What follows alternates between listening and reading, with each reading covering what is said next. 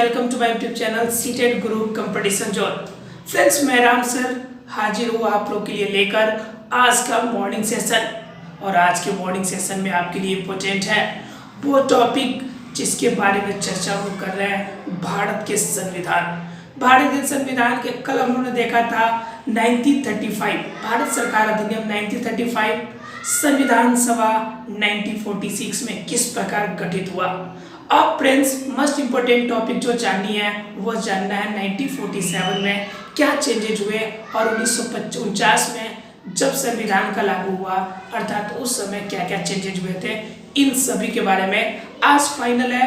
आज हम इस टॉपिक को कंप्लीट करेंगे और कल के सेशन में आप लोग के लिए लेके आएंगे इम्पोर्टेंट 1 लीनियर क्वेश्चन कंप्लीट संविधान के हिस्ट्री से। इसलिए इस सेशन को लाइक कीजिए और ज़्यादा से ज़्यादा फ्रेंड्स को शेयर कीजिए। चैनल को अब तक सब्सक्राइब नहीं किया हो तो प्लीज़ चैनल को सब्सक्राइब कीजिए। आइए फ्रेंड्स, देखते हैं आज का सेशन। हेलो फ्रेंड्स, मैं राम सर आप लोगों को एक बार फिर से इस चैनल पे स्वागत करता हूँ। और फ्रेंड्स, मैं लेकर आ गया हूँ आप लोग के लिए भारत के संविधान की पृष्ठभूमि का लास्ट पार्ट अर्थात कि आखिरी पन्ना जो कि आपका पार्ट 5। फ्रेंड्स, ये भारत के संविधान के हम लोगों ने जो भी इतिहास पढ़ा था उसका अंतिम पार्ट है। अभी तक फ्रेंड्स हम लोगों ने टोटल देख लिए कि 1773 के रेगुलेटिंग एक्ट से लेकर अभी तक जितने भी आपके नियम कानून 1935 तक लागू हुए थे। उसके बाद आपके 1946 में जो संविधान सभा का गठन हुआ था उनके बारे में अभी तक जान लिए थे। अभी तक हमने देखा था संविधान सभा की गठन हुआ था और उसके साथ ही साथ उनकी पहली बैठक दिल्ली में विश्वविद्यालय में स्थापित हुई थी, यानी कि ऑर्गेनाइज की गई थी। अब देखेंगे फ्रेंड्स इसके आगे, उनमें मैंने कुछ चुनाव के बारे में बात किया था कि भारतीय संविधान के अंदर जो आपका संविधान सभा था उनका चुनाव कैसे हुआ था, उन पे विचार हमने किया था। अब उनके बारे में थोड़ा सा और डिटेल लेकर हम लोग सीधा पहुंचेंगे अब 1947 के एक्ट और साथ ही साथ उद्देशिका पर, जिनके बारे में हमने आपसे चर्चा किया था कि 1934 में सबसे पहले एम.एन. राय अर्थात कि एम.एन. राय ने सबसे पहले यह बात रखी हुई थी कि हमारे देश को एक स्वतंत्र संविधान की जरूरत है, एक ऐसी विचारधारा की जरूरत है जो देश के अंदर अपनी राय अपनी नियम कानून लगा सके। और इनकी बात को पहल लेकर कांग्रेस ने इस बात को एक्सेप्ट 1935 में किया और इस बात को आगे बढ़ाने का काम कब किया गया, 1938 में अर्थात कि 1938 में किया गया। 1938 में जब यह बात अर्थात कि 1938 में जब यह बात कही गई तो फ्रेंड्स 1938 के इस बात को जब आगे बढ़ाया गया तो यह माना कब गया, यह ब्रिटिश गवर्नमेंट द्वारा 1940 में इस बात को माना गया। तो इसके लिए आपका ब्रिटेन से आपके क्रिप्स नाम के एक आपके जो सचिव थे वो उन्हें आए हुए थे इंडिया, जिन्होंने इन बात को सुना। उन्होंने जो प्रस्ताव रखा था उन प्रस्ताव को देखने के बाद, जिसे अगस्त प्रस्ताव के नाम से भी जाना जाता है, अगस्त प्रस्ताव को उन्होंने देखा और उन्होंने ये डिटेल किया कि अभी सेकेंड वर्ल्ड वॉर चल रहा है, इसके बाद अर्थात कि द्वितीय विश्व युद्ध के समाप्ति के बाद हम आपके प्रस्ताव को मानेंगे। अर्थात कि द्वितीय विश्व युद्ध स्टार्ट हुआ था 1939 से लेकर 1945 तक, इसलिए 1946 में इस बात को मानने की बात थी। पिछले टॉपिक में हमने पढ़ा था संविधान सभा के आपके सच्चिदानंद सिन्हा जो थे वो सबसे बुजुर्ग थे, पहले अध्यक्ष बनाए गए थे। उसके बाद 2 दिन के बाद राजेंद्र प्रसाद को क्या बना दिया गया था, अस्थायी रूप में सदस्य बना लिया गया था। उनके अंदर क्या क्या बातें हुई थी इनके बारे में चर्चा हमने पिछले क्लास में किया था। आपने अगर नहीं देखा हो तो प्लीज़ आप पिछला सेशन जरूर देखें। अब आगे बात करने वाले हैं कि यह जो संविधान सभा हुआ था उनके गठन के बाद पहली मीटिंग के बाद क्या क्या चेंजेस हुआ और किस फॉर्म में आगे इसकी उद्देशिका बनी, अर्थात कि भारत के संविधान की प्रस्तावना कैसे तैयार हुआ। और उसके बाद का पॉइंट और भी इम्पोर्टेंट होने वाला है 1947 जब देश को आज़ादी मिली, खुशी का वो पल आया तो क्या चेंजेस हुए, क्या नए बदलाव हुए, उनके बारे में कंप्लीट डिटेल आज की क्लास में हम लोग देखने वाले हैं। इसलिए फ्रेंड्स, अब तक अगर चैनल को आपने सब्सक्राइब नहीं किया हो तो प्लीज़ चैनल को सब्सक्राइब कीजिए, अपने फ्रेंड्स को भी शेयर कीजिए ताकि ज़्यादा से ज़्यादा फ्रेंड्स इस सेशन में जुड़ सके, क्योंकि आज का टॉपिक काफ़ी इंपॉर्टेंट रहने वाला है और काफ़ी एग्जाम के पॉइंट ऑफ व्यू से तो मस्ट इम्पोर्टेंट चैप्टर है। आइए फ्रेंड्स देखते हैं कि क्या इंपॉर्टेंट है आज की क्लास में। तो फ्रेंड्स बात आती है यहाँ से कि ये जब आपके यहाँ के जो वायसराय थे उन्होंने अर्थात कि उस समय जो पीएम थे अर्थात कि प्राइम मिनिस्टर जो थे ब्रिटेन के, जिनका फोटो आपको दिख रहा है, ये फ्रेंड्स ब्रिटेन के ये आपके पीएम थे उस समय, जो कि 1945 से लेकर 1953 तक ये पीएम अर्थात कि प्रधानमंत्री रहे थे ब्रिटेन के। उस कंडीशन में इन्होंने इस बात की घोषणा 22 जनवरी 1947 को करी थी कि हमारे देश के यह आज़ादी दे देंगे। कब आज़ादी देंगे?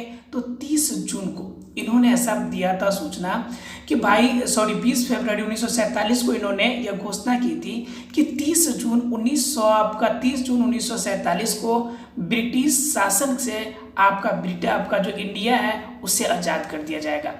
लेकिन इस क्लीमेंट एटली के आपके इस प्रभाव को आगे बढ़ने दिया जाता, तब तक आपके मोहम्मद अली जिन्ना ने बीच में विरोध पैदा कर दिया।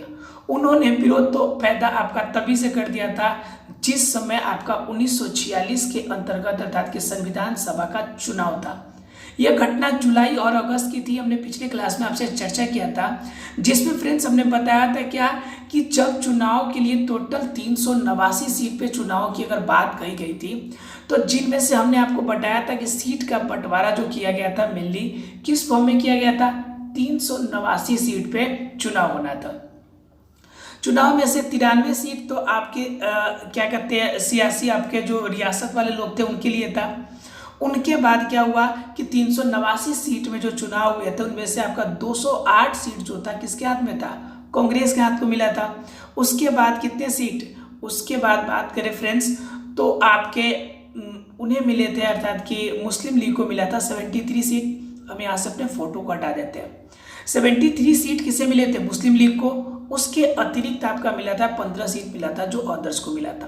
तो फ्रेंड्स यहाँ पे जो 73 सीट्स मिले हुए थे और 208 सीट इसे मिले हुए थे, तो इन्होंने इसका आपका पूरा विरोध किया कि संविधान सभा के आपका सदस्य जो होगा उनके बाद जो पहली मीटिंग होगी, हम उस मीटिंग में यह 73 जो हमारे मुस्लिम लीग के सदस्य हैं ये शामिल नहीं होंगे। क्यों? इसलिए नहीं होंगे क्योंकि हमें देश के अंदर, इस देश के अंदर नहीं रहना, हमें एक अलग देश चाहिए, हमारे देश को एक आज़ादी चाहिए, पाकिस्तान हमको एक नई कंट्री के फॉर्म में चाहिए। तो फ्रेंड्स ये केस तो वही से चला रहा है। अब सेम बात जब देश की आज़ादी की होने लगी, जब आपका क्लीमेंट एटली ने ये क्लियर कर दिया कि 30 जून 1947 को देश को आज़ादी मिलेगी, तो वो क्या बोल गया? वह कह गया कि नहीं भाई हम ये नहीं होने देंगे, इसलिए क्योंकि हमें एक स्वतंत्र राज्य चाहिए। तो मजबूरी में इसे 3 जून 1947 को फिर से यह बात कहा गया कि इनके द्वारा अर्थात कि क्लीमेंट एटली ने 3 जून 1947 को कहा कि देश का वो राज्य, देश का वो हिस्सा जिस हिस्से में संविधान सभा को नहीं माना है, उन एरिया के अंदर जो लोग हैं अपने नियम कानून के हिसाब से बातों को मान सकते हैं। कोई जरूरी नहीं कि उन्हें संविधान सभा का बात मानना ही पड़े, अर्थात कि संविधान सभा के बाहर भी वो बात रख सकते हैं, अर्थात कि कोई जरूरी नहीं कि हर किसी को संविधान सभा का बात मानना ही पड़े। फ्रेंड्स सेम डे अर्थात कि 3 जून 1947 को ही आपके माउंटबेटन जो थे उन्होंने क्या पेश किया, अर्थात कि देश के 2 भागों में हिस्सा करने का आपका जो प्लान था इन्होंने पेश किया। अर्थात क्या कि पेश किया इन्होंने कहा कि देश जो है उसको 2 हिस्सों में बांट दिया जाए। 2 हिस्सों में कौन कौन? एक तो था आपका पाकिस्तान और दूसरा था आपका इंडिया, अर्थात कि 2 स्वतंत्र गणराज्य बनाने की घोषणा की गई और जिसके अंदर भारत को अलग और पाकिस्तान को अलग करने की बात रखी गई थी। फ्रेंड्स इसमें तो मान लीजिए कि संविधान के अंदर तो ये बात रखी गई थी आपको 1947 में। उसके बाद जो सबसे इम्पोर्टेंट बात थी फ्रेंड्स वो ये थी कि आपकी क्या कर दी गई, भारत के राज्य सचिव द्वारा सिविल सेवा की नियुक्ति जो पहले नियुक्ति की जाती थी उस नियुक्ति में जो छूट दी जाती थी आपका जो ब्रिटेन गवर्नमेंट के जो लोग होते थे उन्हें, तो उन छूट को अब क्या कर दिया गया, पद के आरक्षण को नष्ट कर दिया गया। यानी कि खत्म कर दिया गया। और सबसे बड़ी बात कि जब इन्होंने अपना देश नया विभाजन कर लिया तो हमारे पास टोटल कितने लोग रह गए, 324 सीट रह गए। ठीक है, 324 में से कौन कौन सी सीट रह गया तो उसकी अगर बात करें फ्रेंड्स तो अर्थात कि 3 जून 1947 की ये बात है। उसके बाद जब ये बट गया तो टोटल जो 300 सीट आपका 324 सीट था उसमें से आपके सीट थे 235 जो था, ध्यान दीजिएगा थोड़ा सा, बहुत इंपॉर्टेंट पॉइंट है। 235 जो सीट था वह प्रांतों के लिए अर्थात कि राज्यों के लिए, राज्यों के लिए आपका 235 सीट। उसके बाद क्या, 89 सीट अर्थात कि 89 सीट्स किसके लिए, वो देसी आपके जो जितने भी आपके देसी रियासत थे उनके लिए 89 सीट्स बच गए। यानी कि टोटल कितने बच गए, टोटल बच गए थे आपको 324। टोटल सीट कितने बचे थे, 324, क्योंकि इनमें से आपका जितना बच गया था पार्ट वह लेके कौन चला गया, वो लेके चले गए बेचारे मोहम्मद अली जिन्ना इंडिया से बाहर पाकिस्तान बनाने के लिए। फ्रेंड्स एक और बात बता दें कि ये जो 89 आपको दिख रहे हैं ये देसी रियासत वाले जो होते हैं आपका देश के अंदर अलग अलग रियासत वाले, ये लोग आपके इंडिया के अंदर अपने आप को नहीं मानते थे, इसलिए इन्होंने संविधान सभा के अंतर्गत अपने आप को नहीं रखा था कि उनके जो अधिकार है वो छीन लिए जाएंगे, इस वजह से वो अपने आप को अलग रखा हुआ था।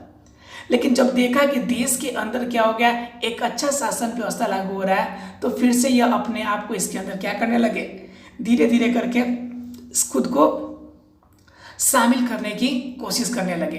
शामिल करने की कोशिश में क्या किया गया वो जरा सा देख लीजिए, आप गौर कीजिए इस बात पे कि संविधान निर्माता अर्थात कि संविधान बनाने के लिए आपकी बहुत सारी आपकी कमेटी बनाई गई थी, जिसमें आपका वार्ता कमेटी हुई थी, संघ कमेटी, प्रारूप समिति, इसके अतिरिक्त आपकी बहुत सारे आपके समितियां बनाई गई थी जिसके द्वारा आपका क्या किया गया, संविधान के नए फॉर्म का निर्माण करने की बात कही गई थी। ठीक है फ्रेंड्स, उसके बाद बात की जाए तो बी एन राव के प्रारूप समिति जो था अर्थात कि जो प्रारूप समिति थी उसमें सबसे प्रमुख थी।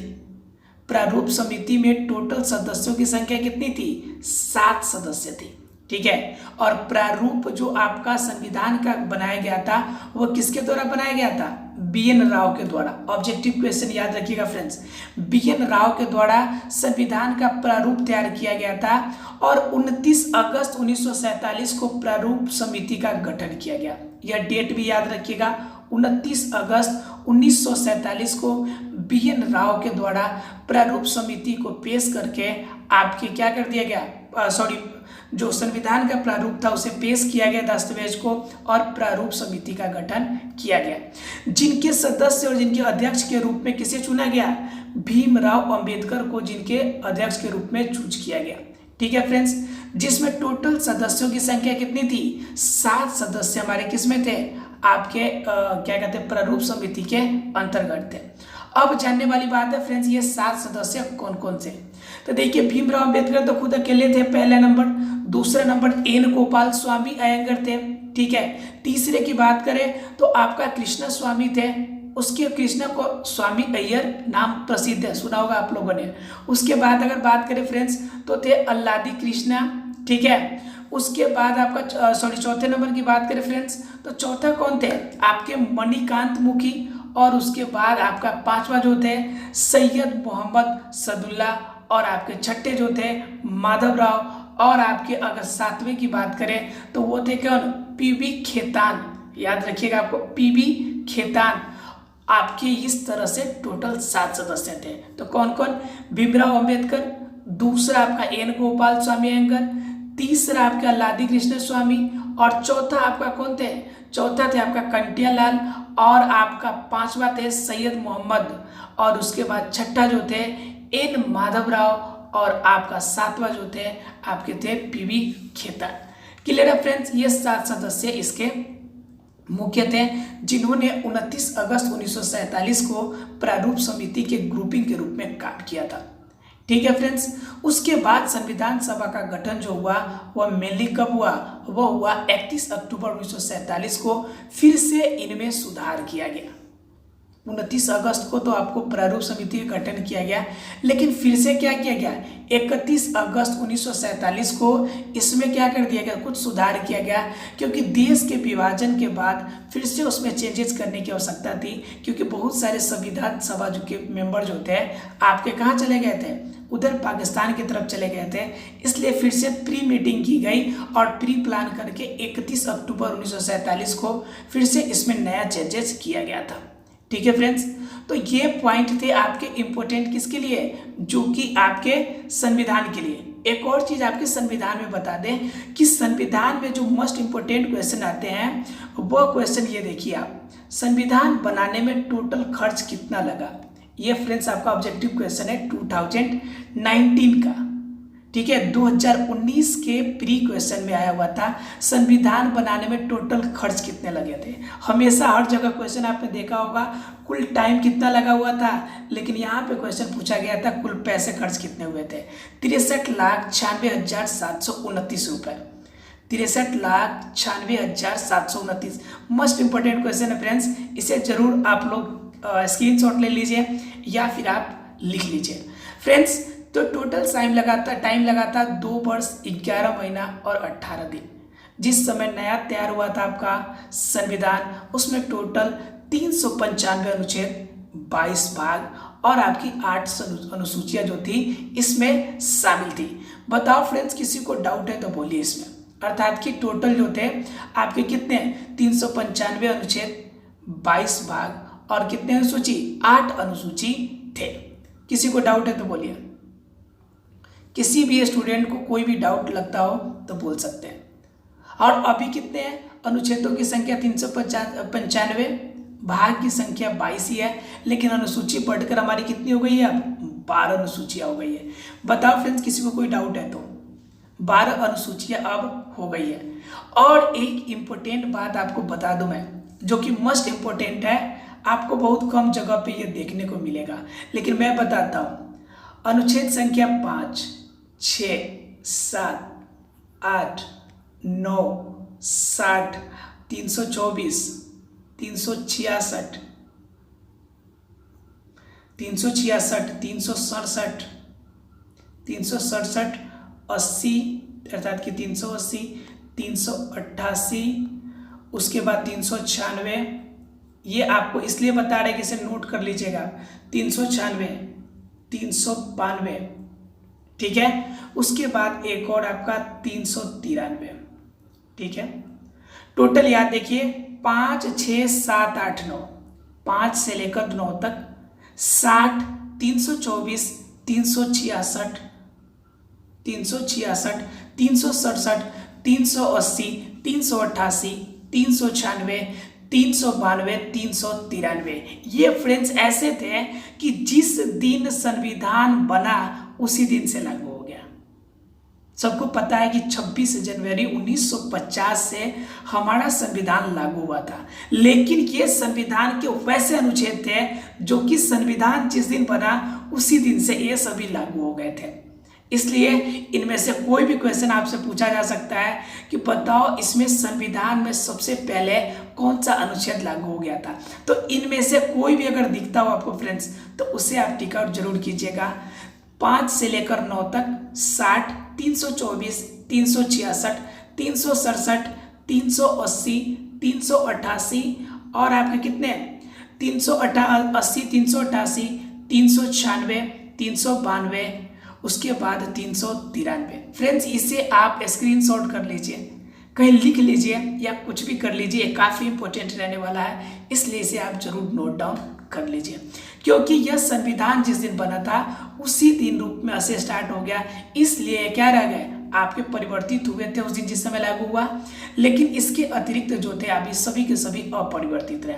अपरिवर्तित का मतलब जैसा था वैसा ही लागू हो गया। बताओ फ्रेंड्स, किसी को डाउट है तो बोलिए। टोटल लास्ट में जाकर 26 जनवरी 1950 को हमारे देश में क्या लागू हो गया, संविधान लागू हुआ। क्लियर है फ्रेंड्स? अगर क्लियर हो तो मैं आपको दिखाने जाता हूं किसे, उद्देशिका को, कि कौन कौन से उद्देशिका था। आपने स्क्रीनशॉट कर लिया इसका, सभी ने स्क्रीनशॉट कर लिया इस बात का, स्क्रीनशॉट कर लीजिए, नोट डाउन कर लीजिए, जैसे कर लीजिए इसे क्लियर कर लीजिए। हो गया सभी का? चलिए फ्रेंड्स, अगर हो गया तो हम आपको दिखाते हैं उद्देशिका कि हमारे देश के जो संविधान था उसमें उद्देशिका में क्या खास था। देखिए फ्रेंड्स, जो हमने बताया था कि पंडित जवाहरलाल नेहरू ने उद्देशिका एक पेश किया था, उस उद्देशिका के अंदर क्या कहा गया था वो जरा देखिए आप। ठीक है, अर्थात कि जिससे हम लोग कहते हैं देश की प्रस्तावना। तो प्रस्तावना के कौन कौन से पॉइंट है जरा आप उस पर गौर कीजिएगा।